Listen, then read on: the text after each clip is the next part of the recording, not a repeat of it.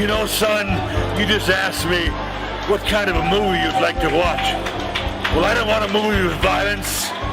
I've never had to use profanity, but son, I'm going to give you the greatest movie that you've ever seen in your life, and I'm going to just say, at the end of the night, when you go home, you'll be very satisfied because you'll see Ox Baker in all of his glory. And like I said, son, you want a good movie, and if you watch my movie, I can tell you one thing. When you go home that night, you'll say to yourself, boy, I wish they would make movies like that again because I really enjoyed it. I'm going to tell my mother and father I'm not ashamed because there was no swearing, no murders, nothing. It was just a wholesome, warm, it's just like you had a dog. You can love it and you have it together. Now, son, I want you to watch this movie one more time because I can tell you one thing. You've not seen anything like it, and as long as Mark is involved, you'll never see anything like it again because we have a movie which everybody in the family can love. And Ma, I love you. I'll see you soon. Hi, I'm Mike Messier. I'm the director of this movie, Ox Baker, One of the Boys. This is a series of interviews that was conducted with Ox Baker at his home in the year 2013, about a year before Ox passed away. Ox had a lot of things he wanted to say to the pro wrestling fans, and he wanted to honor all of the wrestlers that he worked with and against in the pro wrestling industry. And Ox Baker is a legend. He was a friend of mine. In the pro wrestling world, he was basically a father figure to me. And this one's for you, Ox, and for all the guys that you worked with and all the women you worked with too. Ox Baker is always going to be one of the boys.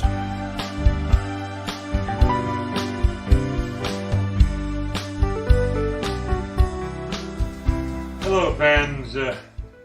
You know, a lot of times you get a phone call in the middle of the night and this guy passed away, and that guy had an accident, or this guy, and you say to yourself, oh, well, I wish I could see them one last time, or said goodbye to them, you know.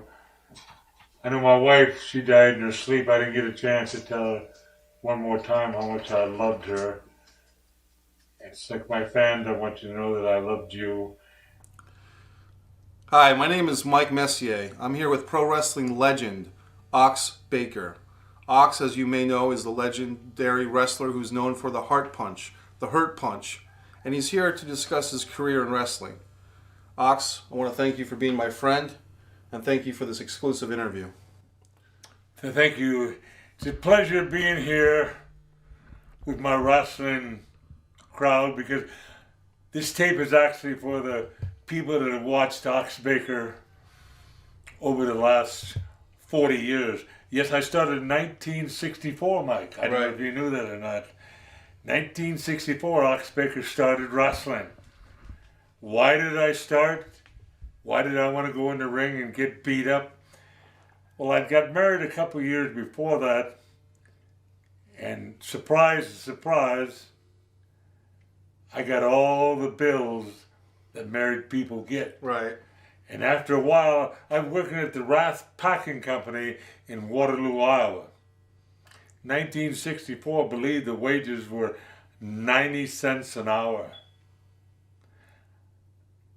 I seen on TV, Channel 7, Waterloo, Iowa, they was bringing professional wrestling for the very, very first time. We're talking about 1963 at this time. I went down there, watched it. I wasn't really happy with it. I wouldn't say I was a wrestling fan because I was a star football player, star amateur wrestler. I was a star in my own right long before professional wrestling. But as I watched these guys, I seen they was having a real good time, and as I was walking out of the place, I heard the guy that I didn't know at the time, he had set up the rings for this guy, and he was getting $11 a day. He said, I got to get more than that. I need that for my family. I said, well, $11 on top of the $90 I'm making would be all right. So I said, I know how to set rings up. So the guy, Art Mitchell, at that time said, well, you come next week on TV, you can set the rings up. So I came for several weeks, and I realized that some of the guys that I was watching, I'd actually wrestled in high school, and I beat 99% of them. So I said, wow, here they're professionals now. And at that time in '64, the average wrestler, professional wrestler, weighed between 205 to 218. There was nobody 300 pounds. Oh, I should say the Sky High leader was 300 pounds, but the small guys, in fact, the world champion was a guy out of Texas who was one of the legends I'm going to talk about today, was Danny McShane, who was 185 pounds. He was the world champion. And I said to myself, as I watched him, well, I could actually beat that guy. In fact, while I was setting the ring up, he lost the title to a guy called Lou Thez, who's another legend, who really taught me, a wrestling legend, taught me a lesson 2 or 3 years later. But anyway, I got the job at setting up rings. I was going 60, 70, 80, 100 miles, and every night I was making anywhere from $11 to $14. I had to sell programs on the side, and I found out that the money I was getting was half of the money from the programs they were selling. I was getting nothing out of the gate. So I talked to this one guy, Jerry Miller, who happened to be a second cousin of mine, and I said, what are you making a week? I said, you guys are wrestling 4 or 5 times a week? He said, well, the average guy makes like $220 a week. Yeah. I said, what? $220? That would almost triple my pay. And I said, how do I get into that? Yeah, I'm setting up rings. He said, well, what you got to do, because you got to remember 1964, you know how many training schools there were for wrestling, Mike? 2? There was absolutely none. Okay. The only way you learned to wrestle, and the way I learned to wrestle, was I would pick a guy up, like another legend I had, Killer Austin. He said, well, drive me to Marshalltown, it's 90 miles, drive me home afterward. I'll teach you a wrestling hold. I said, fine. So I kept bugging Art Mitchell, who was the promoter at that time. I said, I want to get into wrestling. He said, well, you don't know that much about it. I said, well, I've learned 5 or 6 holds. He said, well, let me take you to the basement. He said, I want to show you a few more holds where you don't have to take some. So we went downstairs. He grabbed me right away. I tripped him, took him down, and put him on his stomach. He said, your lessons are over with. He said, you're a better wrestler than I am. He said, Ox, I might get you into professional wrestling. I said, well, I'm happy to do that, but I said, I don't want to lose my job. He said, well, let's work where you wrestle the odd time, you set up the rings for me, keep your job at the butcher shop, right? Right. And I forgot to tell you, at the time, 1964, I was actually 30 years old. I was at the age where most guys are quitting a profession, and here I'm starting a profession. Right. So I wrestled a few matches. I wouldn't say I was good. I wouldn't say I was bad. I was horrible. But lo and behold, one day they said, God, we need an interview out of somebody.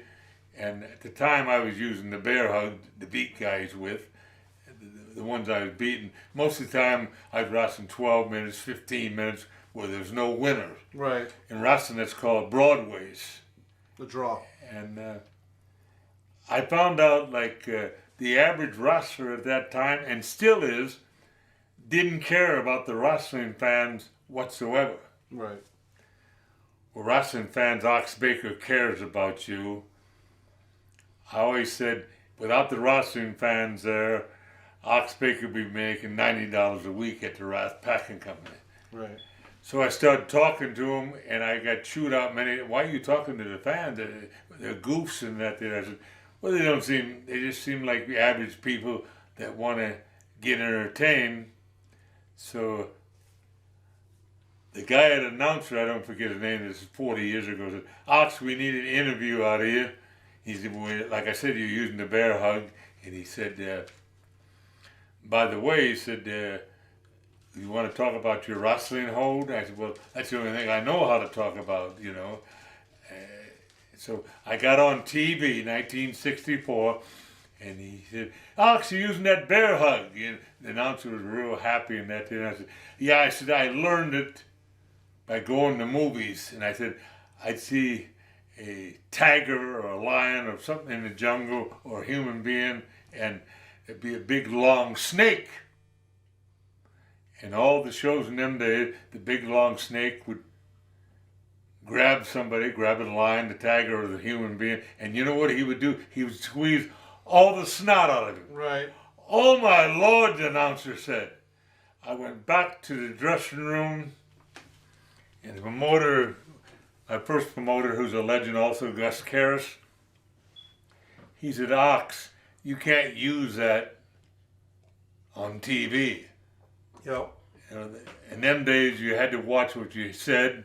You couldn't really knock somebody or really say you was going to tear their arm off. But you had. I said, well, I'll never say that again. Well, that week, with me saying that, they had the highest ratings they ever had in 3 years. Right. The ratings went out of sight. And so the next week, they said, get on there and talk about your wrestling. So the guy happened to notice I had it's a funny story now, but it wasn't funny in them days. I got chewed out big time. He said, Ox, what do you got that rubber bag for? I said, well, I'm only getting $5 a night, so I don't have a wrestling bag, but I have this rubber bag. Went back to the dressing room, they climbed up. Why are you talking about $5 a night and a rubber wrestling bag? I said, well, that is the absolute truth. Right. You know? Right. So, the next Monday they called me and said, you dumb, I won't say the rest of it, but come up to the wrestling office. And unbelievably, and I've laughed at it for over 40 years, the wrestling office, which was like 20 by 30 or 20 by 40, was filled up from the bottom to the top with suitcases. The wrestling people had heard that Ox Baker needed a wrestling bag. Oh, okay. So they went in their attic. Yep. In them days, there was such a thing as green stamps. Oh, yeah. Some were taking their green stamps and getting me a bag. Some of the bags were brand new. Some, all sorts of little ones, big ones. The promoter looked at me and said, you dummy, you can't say that you got a bag, bum, bum, bum. And he said, you pick out one of the bags. And for 7 or 8 weeks, they were selling suitcases out of that office. And I didn't find it out till years later when one of the guys that was working in the office told me, yeah, they sold every one of them, right? Right. And every time they saw me, they would chew me out over that wrestling bag. You should have said that you wanted a girl. Yeah, and so the next thing that happened, it's funny now, but it wasn't. I guarantee it wasn't funny in them. They said, "How come you don't sign autographs?" Right. I said, "Well, I got a wrestling bag right now, but I said I'm not making enough to buy a pencil or an Eversharp or a pen of any kind." Right. Monday morning, I got that call again. Yeah. They got hundreds and hundreds of cases of pencils, bag. And again, they told me, they kept some of them themselves because they didn't have any pencils themselves, but Yeah. they took them and they used them for many, many years. Right. The pencils, right? And, you know, it all wasn't funny in them days. I wasn't making enough to really eat 3 meals a day. I was eating one meal a day, and I cleaned that plate off. I guarantee. I'd ask for extra bread. Things were tough, Yeah. but again, being Ox Baker, I loved the wrestling business.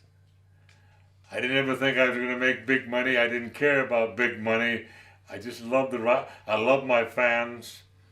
So, how life is, I went to the store when no one was looking. I picked up a steak and put it under my shirt. Was ready to walk out the front door, and about 4 guys with pistols said, "Stop right there, you dirty thief." So I stopped. They took me in the back room, and the guy lifted my shirt up. "What do you think you're doing with that steak?" I said, "Oh, I had no good excuse." So the owner of the place came in and said, "If you're that hungry to steal that steak, get your rear end out of here. Don't ever come back." Right. So the next week I was sitting there, and there was 4 or 5 fans who I talked to regularly. They took me aside and said, "Ox, we heard about the steak." Yeah. I said, "Oh, Lord." They said, "What we want to do is every week that you're here, you come over to this guy's house, get a meal, that guy's house and get a meal. We got a party the odd time. We'll bring you a sandwich, blah, blah, blah." And I found out that the wrestling fans, because I love them, the wrestling fans love me, you know. Yeah. And as time went on, some guys would talk in the back, say, "I got to do an interview today. I'm wrestling this guy and that guy, and I don't know what to say." And I said, "Well, I have an interview for you." "You do? Now, you know yourself in life, you can always take care of yourself. Some way or another you can take care of it. What about helping the other guy?" Right. I found out by helping the other guy, I stayed in the wrestling, and for the longest time, I thought they really enjoyed me doing that, but I found out he's just a smart aleck, right? He happens to be a good talker, right? Yeah. And finally, the promoter got scared. Like I said, "We're keeping you here because you're the best talker we've ever seen in wrestling." So these other guys, all they can do is about tearing someone's arm off and that there. And I would give you like, you probably want a typical interview I would do, right? Yeah, please. Okay. I'd say, I'm asking Big Bob Brown next week. Now, Big Bob Brown has a very good reputation. I've heard he's won 70 matches, 60 matches in a row. But my grandmother called up and said, "Ox, I just spent 3 hours making a strawberry rhubarb pie. Yeah. And I'm going to be listening in, and if Big Bob Brown beats you, you don't get a piece of pie." Oh, my Lord. I went out there, and Brown had to stop me several times and said, "Why are you kicking? Why are you hitting so hard?" I said, "Brown, I don't want to lose that pie." Yeah. So that's the way I interviewed. I switched it around. And like I'm going to tell people right now, 40 years of wrestling, even interviewing, I didn't have to curse to do it. Right. I just used the plain Iowa farm boy language, you know what I mean? Yeah. I'd be wrestling this guy here, and a lot of times you were told whether he was going to win or lose at the time. And so if I wasn't going to win, I didn't care. I would just get up afterward and say, "Give me another chance," to the guy. And if I would win, I would win the matches. So I never worried about that. So many guys worried about this guy or that guy. And I run into another legend at that time, probably the meanest man in wrestling for years, and it's called Dick the Bruiser. Oh yeah. What a legend he was, folks. He took me aside and he said, Ox, I want to give you a bit of advice. He said, I've lost 300 matches in my career. I'm still number one. I said, how can that be? I heard if you got beat, your career was over. And Dick the Bruiser said, what I would do, I'd get beat 1, 2, 3 in the center of the ring. I would jump up and say my shoulder was up. I'd start arguing with the people that my shoulder was up. I'd grab the policeman, tear his hat off, work him up. I was called working the people up. He said I would go back almost a riot every night. In other words, he had found a new way to get beat and didn't hurt his reputation. I knew the Bruiser over 30 years, and he used that many, many times. And he actually took me aside and he said, Ox, I have a great reputation. Dick the Bruiser, for 30 years, been in wrestling, and I beat them all. World champions, I beat them all. He said, as long as you can talk the way you'll never see a program where Ox Baker got beat by Dick the Bruiser. We might fight out in the audience. We might both get disqualified. We might knock down some old woman. We might tip someone in a wheelchair, which we did a couple times. Yeah. But I will not beat you. And at that time, he became my lifelong friend, you know. And at the time, he had another legend called Wilbur Snyder. Oh yeah. Wilbur Snyder, seeing how Dick the Bruiser was playing up to me, he never liked me. But one night we had a match with Wilbur Snyder, and he said, I've been a great amateur wrestler, he said. I said, I wrestle a little bit of amateur too. So he said, well, I'm going to take you down, and that's 2 points. I said, yeah, you're right. So he got out there, he took me down, and he yelled to the crowd, I got 2 points. I stuck my arm behind him, pushed my body. I went behind him. I said, folks, I got 2 points too. There was no winner. We only had 3 or 4 matches together because he was in another category. Yeah. But he told me afterwards, he said, Ox, he said, I never realized you could wrestle like that. I thought you were just a big clown. I said, well, I've got through wrestling with the Ox gimmick. He said, well, you got to give that up. You got to be the rugged guy. And there was a guy from Australia at this time, Johnny Boyd. He said, Ox, here you are. Because in my first matches, I hadn't shaved my head. Okay. I didn't have the eyebrows. I didn't have the beard. I just a big semi-bald head. And Johnny Boyd took me aside and said, Ox, we're going to shave that head. You're going to pull on them eyebrows because they're thick. Right. And so I started pulling on them. And after a while, they stayed up. Yeah. I grew the beard down. And I thought I was looking mean. And then my second cousin, again, he said, Ox, you know, your mustache is several colors. Right. We want to make it coal black with your eyebrows black.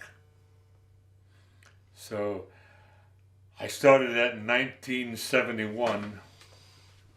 Darken my eyebrows, darken my beard. And the very first night I walked out there, someone, look, it's the devil. And I said that was the right answer. And it's funny about wrestling, I didn't bring up some funny stuff. The first time I walked out there, I hadn't wrestled a bit. I didn't know the people would hate or like me. I had no idea. But as soon as I got in the ring, this guy said, you big, ugly goof. They threw something at me. And I found out I couldn't be Mr. Nice Guy. Right. So, and I did have the loud voice, and I used it the odd time. I would get in the ring, and the first time I said, "Sit down in your seat or I'll backhand you." And lo and behold, they'd sit down. Right. A lot of them wouldn't talk for the whole match till the match was over. And at this time, I got to tell you another funny story. There's a woman called Hatpin Mary. She was told that she got in free if you jab you in the rear end with a needle. Right.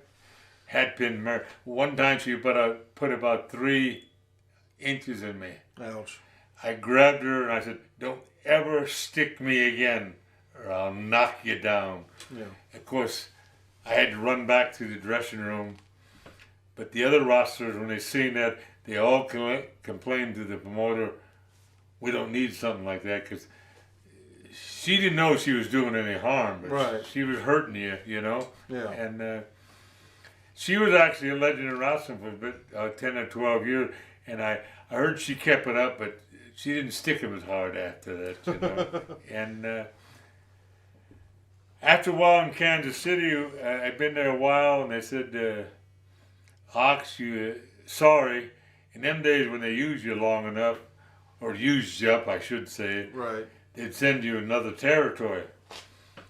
So they sent me down to Tennessee, and Nick Gula said, "Where you been? I got you involved in 5 matches," and they was all over the place in Rome, Georgia, Savannah, Georgia, all over, and I was spending about $120. Gas in them days was 19 cents a gallon. By the Wow. way. But I was spending about $130, $40 and making about $100 a week. I was losing money every week. And finally I said, "Nick, I can't keep this up." And he said, "What do you think you are, a star? Get out of here." So I got fired out of Tennessee. But I had a guy from Texas said,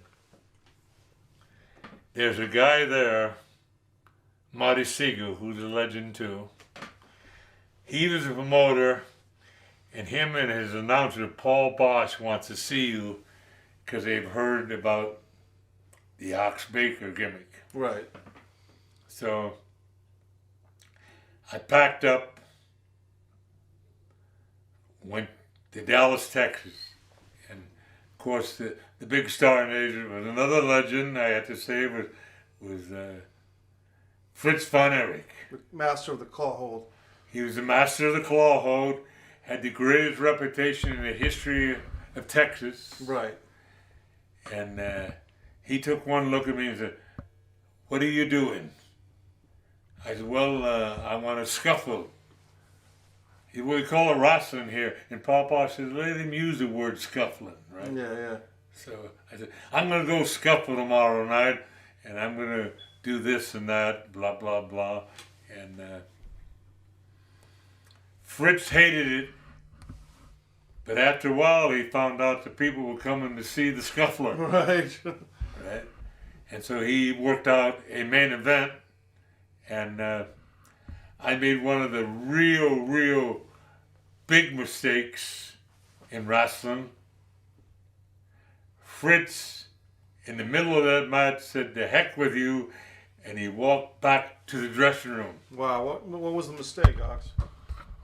Well, I'm glad you asked. I was going to bring it up. I was trying to think of it myself, but it just said that.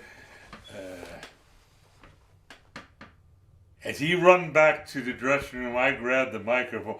Being the great talker that I am, and I know I'm going to get a laugh out of you people that are watching this, I said, "Fritz von Erich, you get back in the ring, or I'll make sure all these people get their money back." The crowd roared, and they had a big crowd.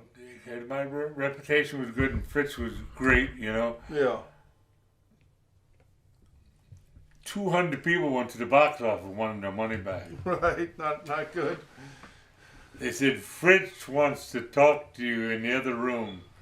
And he was throwing stuff against the walls. He was kicking. How could you be so dumb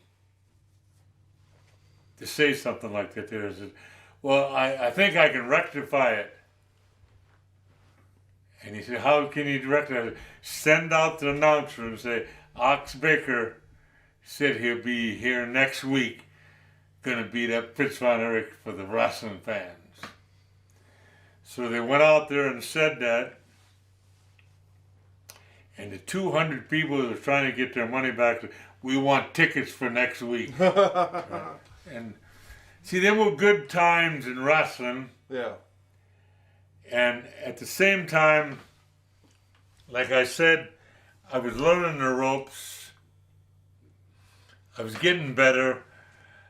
And I've said over the years, I'm going to say right now, Ox Baker never came close to being a great wrestler. He had some certain moves, and we're going to get to the next chapter. He had certain moves and that there. He knew a few things. But on that mic, when you turned him on that mic, he was a different person. Right. I don't know if I was full of it or what it was, but I could always talk on that TV. And for 40 years, that was my mainstay. Whenever I'd go to a territory, I said, let me interview. They would listen to me one time. And I met at the time Bobby Heenan. Oh, yeah. Well, Bobby Heenan happened to be the manager and the spokesman for Indianapolis, Indiana, which Dick the Bruiser was the boss. So I walked in the studio one day, and Bobby Heenan was so mad he wanted to leave, because in them days we went from Indianapolis, and when you got the big time, you went to Minneapolis, because that was bigger. That was Vern Gagne, who was another legend, by the way. So we got on there, and I said, I'm the Big Ox, and I'm here not to kiss kids, not to pat anybody on the head. I want to knock somebody down. Dick the Bruiser stopped the TV at that time, which you never did before. He said, Bobby Heenan, you're packing your bags. You're going to Minneapolis. I got my talker. Right. I got Ox Baker.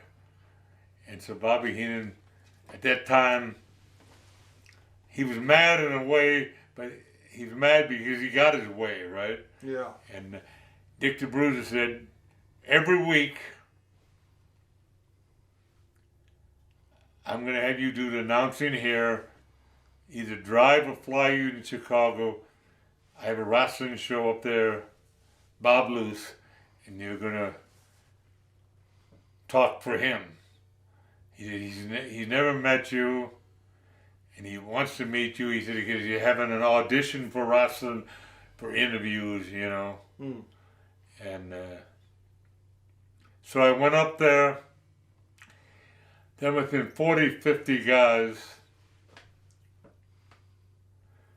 Each and every one of them interviewed one after another. Finally, Bob Luce, who was very, very hyper, threw his pencil down, kicked the chair, and said, I'm sick and tired, can nobody interview, right? Right. And I said, you haven't heard me yet, Bob Luce. And he said, big boy, I'm with the Ox. Well, let's hear your line. He said, because I've heard all these guys, how good and bad and all. I said, yeah, I've heard them too. I said, they've all missed the point, you know. And so he said, I want you to interview. Do you mind if I give the interview at this Please time? do. I said, there's a lot of guys in wrestling today that knows how to wrestle. I don't know if I know how to wrestle. All I know is I like to get somebody down and kick them in the face. Anybody can hit somebody standing up, but it takes a great, great man to kick somebody when they're down. Right. I walked out of there. It was deadly silent. He yelled, burn that rest of that tape. He looked at me and he said, Ox Baker, "You're my interviewer." He said, "I've never ever heard it done that way before." Right. Right. And he said, "The guy that's running the TV station doesn't even like wrestling. He wants to quit it. He wants to pack up, wants it out of here." I said, the guy that slammed the door when I first come in? Yeah, that's the guy. I said, "Give me that mic back." So the guys all sit down. I said, "Yeah, I remember the first time in Chicago, I don't know anybody." Yeah. I said, "I heard there's a TV announcer here, or manager, that doesn't like wrestling. Well, I want to tell him right now, every week that I come here, I want him to slam that door again, and don't come out until I've left the building. Do you understand? Because I'll knock that door down. And you know the next thing I'll knock down?" Bob loose, and nobody could say anything. The guy come running out there. "You think you're talking to me?" He said, "Yes, I'm talking to you." I said, "Your thing is nobody's ever included you in the interviews. I'm going to include you every week into my interviews." He said, "Is that right?" I said, "That's what and what do you intend to do about it?" He said, "Could I give you a couple of tickets to go out for lunch?" And that's how I started in Chicago. Yeah. And for 3 years, I was the top guy, top interviewer. I had main events like everybody else, but when they wanted that interviewer, I couldn't tell you how many times I went up. I went to this restaurant so many times I got tired of their food. But all it was, the announcer wanted, and I found out in life, the fans really get worked up, really hostile, because they want to be part of it. Right. They want to cross the line. If you and me are in a tag team, Mike, they want to tell on you that you didn't tag in. Right. They want to tell I have something in my trunks.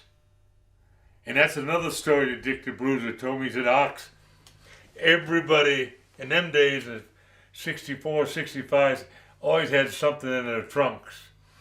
He said, "What I want you to do is pick something up outside of the ring, Yeah. put it in your trunks, and never use it. Okay. Reach for it, have the fans yell, 'He's got something in his trunks!' but never use it." Right. And I want to tell you at this time, Mike, that was the hardest thing in the world, right? Because you'd seen everybody else use that gimmick, but it wouldn't work for Ox Baker. But I got the crowd, they were sitting at the edge of their seats. What is this goof going to do next? Right. Right? Right. And I never did it. Right. I never did it. I remember a lot of times I'd realize the match wasn't going that good. I'd pick somebody else, because we do pick on the crowd. Right. One thing I want to tell the audience is the wrestler inside the ring does not know the crowd is there at all. That's one of our secrets. Yeah. You could be, I've wrestled 40,000 people, never paid any attention to them. I wrestled 200, never paid. We don't pay attention to the crowd, but we let them think we do. Okay, that's interesting. Right. How does that work? Because you would think. Okay, you're sitting at ringside, I come up there and say, "Is your wife going to go to the bathroom while I'm wrestling? Yeah. I don't want to waste your money." "I'm talking to you, sir." And naturally you say, "I wish you wouldn't talk about my wife." Right. I said, "I don't even know who your wife is, but if she has to use it, why don't you let her go use the bathroom? Are you one of these bullies?" He said, "I love my wife," right? I said, Right. "Well, put your arm around her, squeeze her, right? Yeah. But make sure you use the bathroom before my match." Right? And I got it done all the time. And like I said, I'm going to bring this up right now. A lot of people asked me about wrestling yesterday. Okay, I actually wrote a song the old wrestling blues, which was put into a movie. Yeah. First time a wrestler ever wrote a song, sang a song, and did it in a movie called the old. You've heard the old I've wrestling heard it blues. on CD. It's a very Okay. good song. And what it was, 50,000, 100,000 people have said, Ox, you wrestled for 40 years. What do you think of wrestling today? Yeah. Well, I'm not going to knock it one way or another. I'm not even going to explain. All I want you to know is, if you think about it, and I'll give you a little illustration here in a second. They believed in Ox Baker. When I would yell, sit down to the guy in the first row, the guy in the ninth row would sit down. Right. If they told him to sit down today, the people would laugh at it. Right? When the Sheik would cut somebody's head open, because we do cut our head open, the people would scream and holler, because sometimes he cut deep. Yeah. They actually believed what was happening. We made believers out of it. And like I've said for years, when I started in 1964, the price of a match was $1.25. It was harder to get $1.25 in them days for a match than it is $100 today. Right. So we always said to ourselves, I'm going to do enough. I'm going to work them up enough to where they get their $1.25 worth. And I always raised my hand and I said, I'm going to do enough where they throw a can upside of my head. I'm hoping it is empty. Right. And I want you to know, I got many a can upside the head.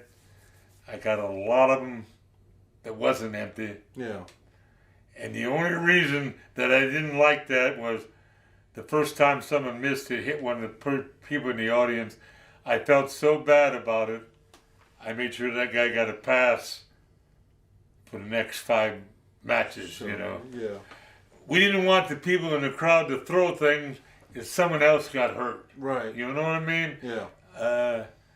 And that's what happened. Yes, and it brings up another funny story, which I have to tell, but the wrestling fan, throw a can at me, yell at me, shake your fist, tell me you're going to beat me up, you know? And I was doing another movie, I think it was Golden Earrings, and the camera guy sort of was a smart aleck, kept saying for 2 days, because we did a 3-day shoot, you know, sometimes a 3-day shoot. Yeah. He could, that wrestling is so pointy, I can see through that. They're not punching, they're hitting each other, you know. So I was wrestling a guy, and the camera guy came up close, real close, saying, yeah, I want to get close to these phonies, right? Right. As he got closer, he was about a foot away from me, and I told the guy who was choking at the time, I said, duck. And I drove my fist right in this guy's face. Right. Knocked him down, his camera went up in the air. I got chewed out. That guy didn't show up again. Right. Wrestling today, because of the new way they're doing it, and I have nothing about that, because I went to matches lately, you have too. The people are getting entertained a different way. Right. It's not the way we did it in 1964. But the guys, I remember 1964, the guys in front of us, like Strangle Lewis, who was a legend, right? Over Brown, who was a legend, they'd put a hold on for a half hour, 45 minutes. Right. That's the way they wrestled in their days, right? They'd go an hour, one hold was 40 minutes. We found out that we call it catch as catch can, one hold after another, you know. Mm-hmm. And In fact, another funny story is I went to Texas. Now, I went to Florida. Yeah. And another legend, Eddie Graham. Smartest man I ever met in wrestling. I said, I can't lose any matches. I got a big reputation. He looked at me, took a big swallow of whiskey at that time. I remember that. He said, well, you won't lose a match in my territory. I got you for 6 weeks. 5 weeks later, I grabbed Eddie Graham. I said, Eddie, you got to do something. He said, what? I said, every night you got me in 45-minute matches where there's no winners. Right. I said, how do you think? I said, I wore myself down. I said, sometimes I'm so tired. They had the main event after me, and they showered and shaved and went home, and I'm still sitting there trying to catch my breath. Yeah. 45 minutes is hard. And I said, the only reason I got by was I had other guys that were going 45 minutes, and they say, Ox, we got to do it the old way. Mm. I'll grab your arm, Mike, for 15 minutes. You think I'm trying to tear it off. 15 seconds for me. And then after 15 minutes, I'll have you kick me, you grab my arm, Right. and for 15 minutes, you try to tear my arm off. And that's how we got through with them matches. Yeah. But the last 10 minutes, we wrestled regularly, up and down, and 45 minutes, we wrestled 7 nights a week. So he said, I'll promote you so that you never lose while you're here. And then he had you go these long time limit draws And for that's 5 weeks instead. I'm glad you said that, because that's exactly what Eddie Graham said, and he looked me in the eye and took another shot of whiskey. Yeah. He said, Ox, did you lose any matches? Right. You didn't ask to win every match. You just said you didn't want to be a loser. Right. I said, don't pay attention to my big mouth. He said, well, you got one more week, you know. Yeah. And then you can start losing if you want now. So, yeah. So that was the difference in wrestling today and yesterday. They still sell out crowds. I went around to both casinos where they wrestle. Yeah. I went to a lot of their shows. They're all sellouts because the wrestling fans. I guess wrestling is kind of a sport that, unlike football, soccer, basketball, there's no timeouts. Right.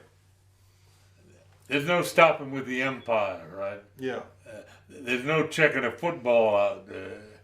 And if a guy's hurt, you keep working on it until he gets back up and makes that big comeback. So wrestling is a different sport. And I think, I don't know if I'm right, I believe over the years, wrestling has drew more people than any other sport. I'd probably agree with that. Now some sports are 3 months, 4 years. The only sport there is that's year-round is wrestling. Yeah. So when the football players are resting up over the week, the basketball players, the baseball players, hockey players, they're taking that 4 to 5 months off. In the early 70s and 80s, I was wrestling over 325 times a year. Yeah. Right. I started out at like 310. The end of the year, I was 290. Right? Wow. And that was every year. And you had to think of different ways to entertain the people. When I started, no one had heard of a battle royal. Oh yeah. Nobody, they'd heard of a lumberjack match with guys around the ring, but they hadn't heard of a strap match where the lumberjacks had a belt Right. and would belt you outside of the ring. Yeah. Right? I happened to create a couple matches. I was wrestling another great legend called the Mongolian Stomper. We went 8 weeks. We did everything imaginable, He said, what else can we do? I said, well, I have two ideas. One of them was we'll put up barbed wire around the ring. Right. Someone said they had done that before. I said, we'll put electric current in the barbed wire. I don't believe that match was ever done more than once or twice. Yeah, just one time. Okay. Good enough. Yeah. No, match has been twice, and I don't have to take the credit for it. I can take it for it with the Stomper because I brought it up to them. I don't know who did the first one, but it was like the loser had to be carried out on a stretcher. Stretcher match, yeah. At that time, there had only been one done in history. Never been done in Canada. Yep. So I brought that up, the stretcher match, and the Stomper yelled at me, I'm not going to be carried out on any stretcher. I said, well, what I'm going to do is heart punch you. You're going to go on the stretcher. I'm going to have them toted around the ring 10 or 15 times. And while I'm cheering myself on, you're going to pick it up because you have a board taped underneath it. Right. And you'll break that board over my head, and they carry me back to the stretcher. Yeah. Back to the dressing room. He went wild over that there. And believe me when I tell you, this building, if it held 2,000 people, there was 3,000 people in that night. Because I'm going to Stomper, I don't know if you heard of him. Oh, yeah. Was the greatest bad guy that Canada ever had. Right. And Ox Baker, took the Ox gimmick away at that time and put on a lumberjack. I was the lumberjack, the big lumberjack. In fact, I told him I was so cold they knitted me a 25-foot scarf, which I wore into the ring for the time that I was there. But we invented the old stretcher match, right? And I got to take credit. We were the first one. I don't even know if they've done it. But another legend, Stu Hart, who made me scream a few hours down in his dungeon, he made sure there was a current in that electric fence match. He Nice made guy. sure me and the Stomper run into it a few times. Yeah. And, you know, as I think about my fine career, I've mentioned a few legends, and I'm going to do another episode where my next episode is the legend of wrestling I met, because the purpose of this interview is, I didn't tell you that, I don't know if I told you, Mike, I think it's time for Ox Baker's final bell. And I'm doing this now because I want to get it on tape. I want the people to know about it. I want them to say, Ox Baker said goodbye to all his wrestling fans. All my wrestlers that I knew. Ox Baker never met a wrestler that he didn't like. Yeah. I want to tell you one thing right now, never did. They didn't all like me. Jealousy had a lot to do with it. The cliques, which I never could get in, had a lot to do with it. Promotions had a lot to do with it, but I never met any wrestler, never met any of the fans, and they kicked and shoved me, and like I said, some of the cans were full. Yeah. But I loved every one of them. And when I go to the matches, I watch them. I went in the dressing room lately, a couple of times I had to tell a guy, why did you yell at that guy? Well, he was making, I said, that guy paid his way in. Right. Right. I never did that to the fans. In fact, as I talk about the full cans, a lot of guys said, hey, that can was empty. And the next one wouldn't be empty, right? Right. And I remember I stopped one night, I got to tell this story. A woman had a big glass of champagne, dressed up to the hilt. And I said, lady, I want to be back to check your body over later. And I chug-a-lugged that champagne.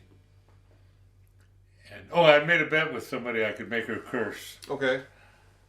I drank her champagne and said, have another glass for me, honey, when I get out of the ring. For 10 minutes, she called me every name in the book. Right. She smashed all the glasses she had there, right? Took all the champagne off the tables. And you know what was happening inside of my body? I was laughing and giggling, right? Right. Because I got it done. I didn't touch her. I didn't grab her. I didn't squeeze anything. I drank a glass of her champagne. Right. And you probably want to hear about my legends, don't you? Yeah, we can do that. And I want to tell you another one of the reasons why we're doing this interview, which will come up later. Right now, I'm real thirsty. Okay.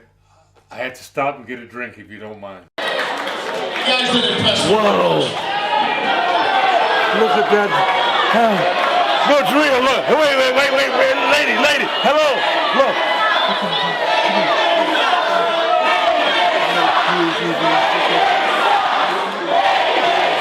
What am I doing? Get out of here.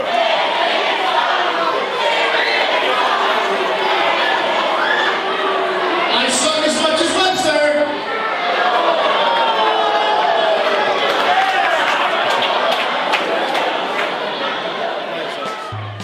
The Hurt Punch, a tribute to Ox Baker by Mike Messier. Shed no tears for Ox. He wouldn't want us to. Shed no tears for Ox. The big man is at rest. They say Ox Baker died. He's not with us no more. I say, you don't know my friend Ox. That man will never die. In a world of immortals, mad dogs and snakes, giants and nature boys, there is only one mighty Ox. And that man, I say, he is not dead, not as they claim he is. Because I've seen his smile, I've heard his laugh, and a man like that will never die. Not as long as the wrestling ring, the karaoke bar, Wild Bill's and the Burger King. Remember the man, remember the story, the worn-torn boots and the face of glory, the firm handshake, the smile and grace, and never anyone can take his place. The mighty Ox Baker, family, friend, the mighty Ox Baker, a new beginning, no end.